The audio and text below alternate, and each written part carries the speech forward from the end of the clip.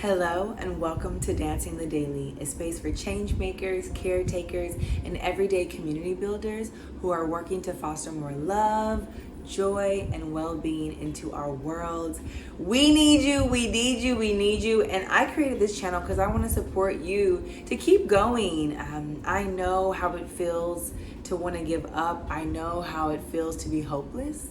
I know how it feels to be deeply in pain, right? As you have this beautiful vision for your community or this beautiful vision for the world, and it just seems like it's not happening, whether it's internal, whether it's other people, whether it's the system and society, whatever it is. I know the pain of when you really have a passion, you have a dream, and that dream feels like it's being deferred. Right? And so I wanted to create this channel as a space to just affirm each other, inspire each other, and to really be together as change makers, to create a home for us to connect in meaningful conversation that isn't necessarily political conversation, right? I'm a very politically oriented person. I do a lot of political work, community organizing work that's rooted in political and systems change. But I recognize that deeper than political change, we need inner change, right? I saw in the organizations that I was working with that had these beautiful political visions, but they were really challenging and oftentimes toxic places to work. And I thought to myself, there has to be something deeper. I realized, okay, I see what Martin Luther King was talking about, honey, talking about this love. There's something that's deeper than the system. There's something that's deeper than the external, than the operations and the political apparatus. And that's us. That's our heart, that's our soul, that's our spirit, that's our ability to love ourselves and love each other. That is the foundation that everything else grows on. And so I wanted to create Dancing the Daily to help leaders do the inner work and help organizations do the inner work, so we can foster healing and well-being within ourselves, and then allow that to be the soil from which our visions grow. So today we're actually going to be digging into my story of something that completely changed my experience, the quality of my experience as a change maker, and something that really also helped me grow my impact, go deeper and but also expand my impact as someone who cares about community. And that was my outlook, right? The moment I realized that life was actually really beautiful, and the moment I chose to see the world as an amazing and gorgeous and abundant place, that completely changed how I was showing up as a leader. So let's dig into this story. So in my early to mid 20s, right? I am 33 years old. So, my college years and then early 20s, think about some of the things that kind of marked that time for me. Trayvon Martin, right? And then going into Mike Brown. So it's really like the beginning of the hashtag Black Lives Matter movement in that way. I say, the movement we know is, of course, generational, right, legacy, but that particular moment in history, that was the time, right? We had Occupy Wall Street, right? Like, that's the moment. I'm coming into the world as a young adult. I am at this time throughout my high school and college years, I was a student activist, right? So actually, since elementary school, I had my first sit-in protest in school, in middle school, but I was organizing community programs literally in elementary school. So I was like a pressed little child. I was a child who loved to watch the news, who loved to think about how I could help the world and help other people. So by the time I graduated college, my little ass was tired. I was tired, I was stressed out, burnt out. Oh my gosh, what's happening in the world? The world is such a horrible place, right? So by the time I'm about 24-ish, around that time, that's when we saw the horrible video of the murder of Mike Brown be released, and of course the Ferguson uprising that came out of that. And at that point, like, that just did me in. I really went into a space of undiagnosed, but I would consider that depression, how I was feeling. It was a deep pain, a deep sadness, and I know that so many of you watching this video felt the exact same deep, intense pain from that moment. And I remember in that moment just being confused, right? I had this feeling of like I'm an alien in a hostile universe, as Eckhart Tolle says, right? Like I really felt like I'm not like these people. I'm loving, I'm kind. Why is everyone so violent? And how did I get here on earth? Why am I here? Who banished me from the happy place? Like, right? I really felt like I wasn't supposed to be here. And I would tell my friends that. All while doing community organizing work. So what does it mean to do community organizing work where you actually feel that distance and disconnection, right? It was really emotionally challenging. And I remember being in Nashville at the time with my mom and my aunt, and we were kind of living in this extended family household at the time. And my mom and my aunt were having so much fun every single day during this time. I mean, they were not working. They were having fun, you know, drinking wine, having afternoon teas, going for walks in nature, going in the garden, like just having this really rich, joyful life as 40 and early 50 Black women in the South. It was beautiful. But I remember at the time looking at them and asking them, how could you be so happy at a time like this, right? How could you be so happy at a moment in history? The world feels like such a violent, horrible place. How could you be smiling and laughing and having fun? And I remember at the time they just said, we are our own party, right? The joy, our happiness lives inside of us, and we get to choose to live in that happiness and joy. This is a choice. We're choosing it. It already exists in us. It doesn't come from the outside world. And we make the choice to cultivate it. And they just kept on being happy. No matter how miserable I was in that household, they kept on being happy. Now, funny enough, that moment was a spark for me, but I didn't grasp it on a visceral level. It wasn't embodied in that moment. So from there, months, year later, and I end up in the Bay Area, still like a struggling activist in pain, you know. I'm living in Oakland, essentially couch surfing with a friend, but by the grace of God, I actually had a really beautiful room in this really beautiful Victorian home. So it wasn't the worst couch surfing experience, right? It was beautiful and amazing and surrounded with love and support in this amazing village, right? But even in that context, I still was like crying every single day. I would walk down the street in West Oakland and literally just be crying because I didn't know really who I was and where I was. When I say who I was, what I mean by that is I knew like my history, my legacy. I even knew, I think, so much of my calling, but I didn't know that I was like this beautiful, divine, spiritual being connected to this force that was also beautiful and abundant and loving. I didn't have a strong spiritual foundation at that time. I was in my early 20s and I'm just figuring out life. I'm asking questions, I'm exploring. Am I, is it this faith? Is it this spiritual practice? Is it this spiritual practice? So I was all over the place. I wasn't grounded. And so I didn't know who I was spiritually at that time. And so I would just cry every single day, who am I? What am I supposed to do? Woe is me. I definitely was deep in feeling like a victim, right? Very, very intensely. I love people. I can't make a lot of money because there's no jobs that are going to pay me well to do work that I love and do work that's good for the world. Like I really felt that way at that time. Yeah, in my mid-20s, right?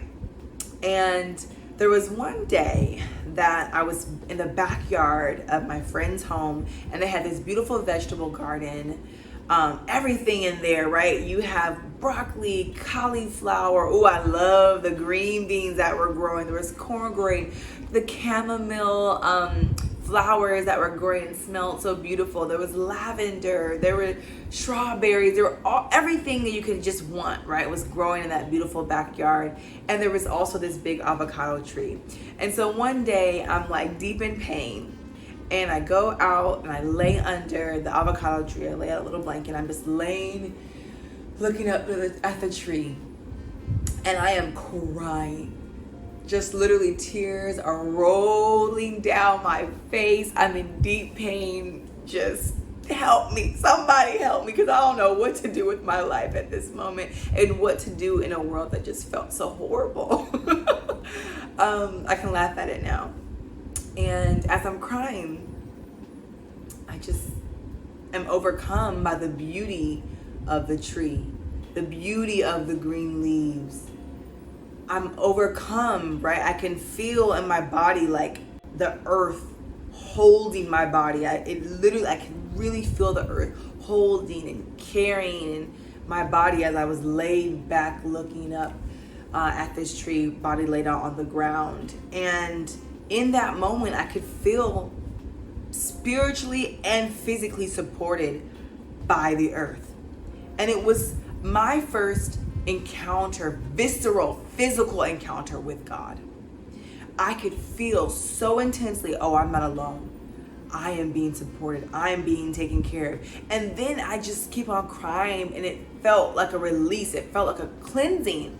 And what was so beautiful is then I started to like look around the garden and see the abundance and the beauty of life. I could see, wow, look at this avocado tree. Here I am, this girl couch surfing with little to no money, and yet I'm getting, garden fresh avocados and garden fresh green beans and broccoli. Wow, of natural organic foods that I'm getting essentially for free, not only for the grace of my friend, but actually there was a nonprofit that would provide in Oakland, and hopefully they still do it. They would provide these seedlings on a sliding scale. So if you had no money, you could still go and get seedlings to grow in your garden. So the food literally was free, and then you had the water and you had the sun. And so I could see, wow, look at these gifts that I'm receiving in this moment, even though I don't actually have a whole lot to share right now in terms of financially. And so that was a huge moment for me that, again, it was like one of those aha moments. Look at the beauty, not just look, but I felt it deeply and intensely, the beauty of the world that we lived in. During this time in the Bay, I also met this gorgeous woman, Lou, who is an amazing filmmaker. And she was just really joyful. I loved her smile. I loved her laugh. I loved the way she did life. And I would listen to her and ask her, about her life. And she would tell me these stories and how she would travel from country to country. And she had friends in Brazil and friends in Dubai and friends in Ghana. And I was like, what? She would just tell me these stories. And I could feel her joy, and I wanted a little bit. I was like, I don't know what the next step in my life is. I don't know what to do, but I know that I want that little joy that she has. I just want a little bit of it. And so I asked her, I was like, how did you create this life for yourself? And she said, well, in my 20s, I taught English in Korea. I worked with students in Korea, and I did it for about 5 years, and I loved it. It helped me see a new perspective on life. It helped me see myself as a child of the world. And when she said that, it clicked. I was sold. I was like, if that's what brought you some of this joy, I'm going. And so immediately I applied for a job to work in a kindergarten in Korea. And about 3 months later, I was on my way. Okay, I was well on my way to Korea. And that was a life-changing year. When I got to Korea, again, at this time about 26, it's funny, I never had any interest in traveling in Asia. It just wasn't something I thought about. I definitely didn't have any interest in teaching English. I always thought, no, I'm a community organizer, I'm an activist, I'm gonna work in the US organizing, I'm gonna work in the US working at nonprofits. Like, this is who I am. It was so a big part of my identity, being an African American woman and being an organizer on the ground. And so the idea of like going to Korea and teaching at a school there felt kind of random. It felt disconnected from my purpose and my calling. But I was so desperate for joy that I said, forget it, I'm gonna go. Like my pain was so intense at that moment. And so when I get to Korea, the first few months were quite challenging. I was very, very lonely, very, very lonely. I didn't speak any Korean, didn't really know anyone there. And I remember calling a friend on the phone, and she just told me to lean into my loneliness. She's an artist, a poet, and she just said to me, loneliness is where all the good stuff grows. Be lonely, be with yourself for this time. I promise you, it will get better, and you're actually gonna grow. You're gonna learn something there. And so I didn't give up. I stayed in Korea and I kept going.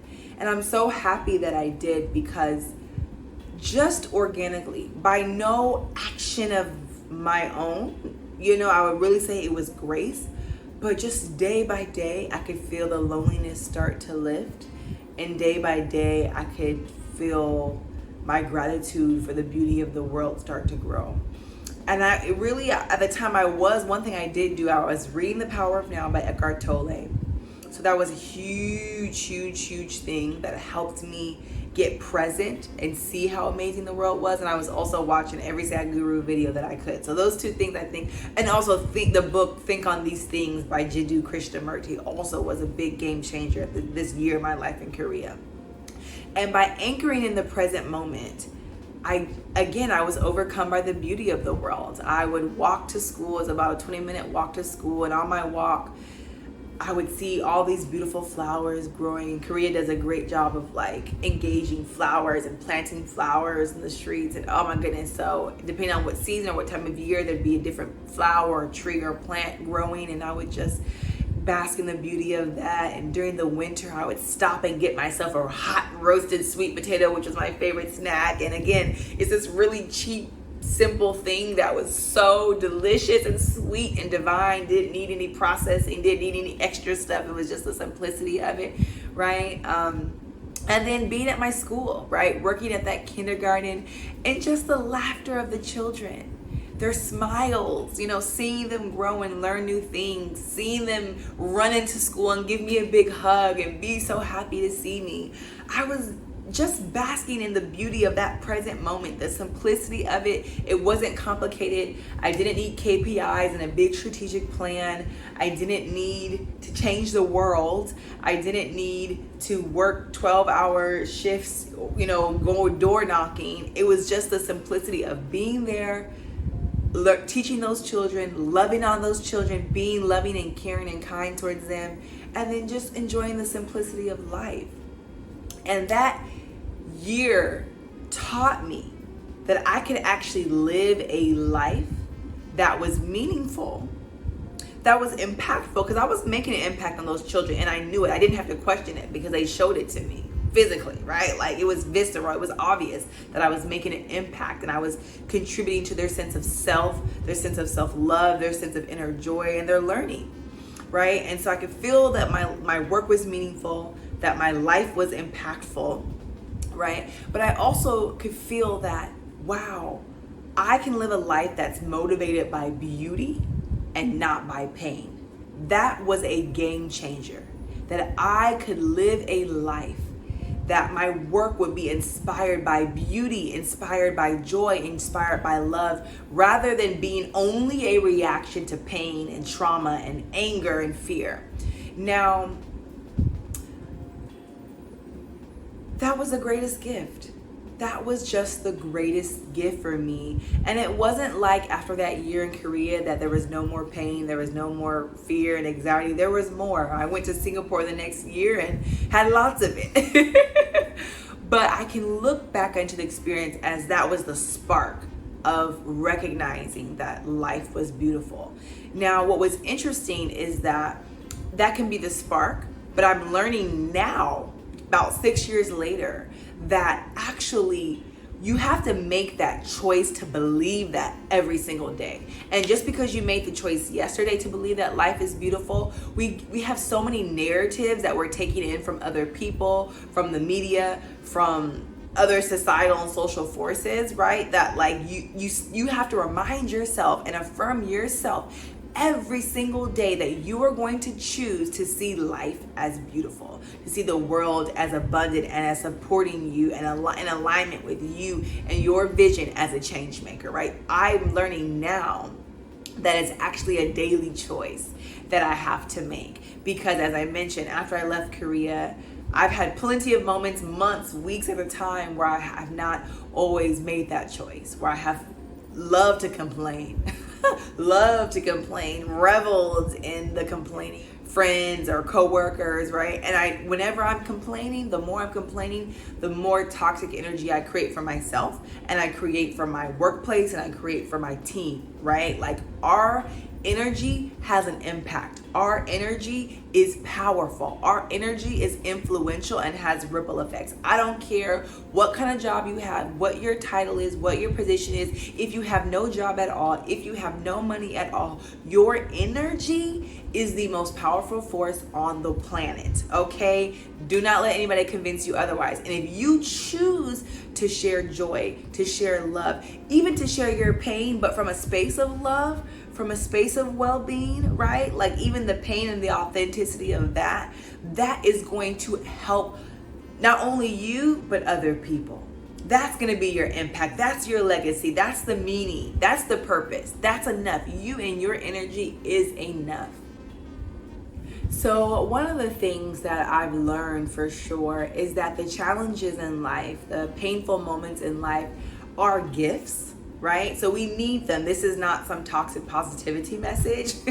So if, in my story, you'll see that pain was a big part of that story, right? Pain was what came before the realization that life was beautiful. So I believe that pain and challenges are also gifts just as much as joy and happiness and everything else, right? And so it's not a denial of there's challenges in life, there are painful moments in life.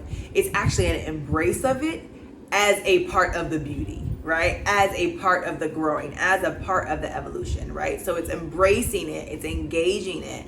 So I really recognize that as a leader, right? How do we have internal practices for our own well-being, but also for our organization, where we can take the challenges, take the painful moments, take the anxiety, take the complaints, right? And then transmute them, right? Allow them to, be a spark, be an inspiration to guide us into movement and action, right? Because sometimes it's the pain that gets us to move, right? So let's utilize it to inspire action, but then we don't only stay there, that we recenter ourselves in a vision of beauty and a vision of this is the world that we know exists within us. This is the world that we want to live in. This is who we are, right?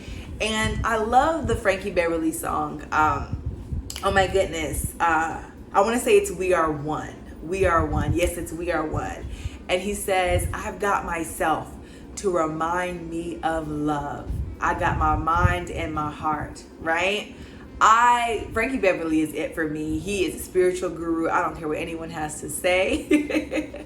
And I love that there was this black man in the 70s and 80s, like, singing these things to other black people as popular music, right? I've got myself to remind me of love. And so even if everything else in the world feels like shit, at minimum, you have yourself to remind you of love, right? So if you can only be a vessel of love and you're sharing love with other people, let that be the beauty. If that's the only beauty that you can see, it's the beauty inside of you that you're sharing with others and you're sharing with yourself. But then from that, hold that vision and don't let other people take away your vision, right? Whatever your vision is. For me, when I was doing early childhood advocacy work, my vision is I wanted every single child who was born into this world to be embraced in love and affirmation.